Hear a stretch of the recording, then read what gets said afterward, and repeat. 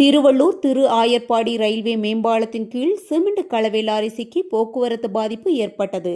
பொன்னேரி மற்றும் சுற்றுவட்டார பகுதிகளை இணைக்கும் சாலையில் பரபரப்பாக சென்றிருந்த லாரி உயரம் அதிகமாக இருந்ததால் மேம்பாலத்தில் சிக்கியது.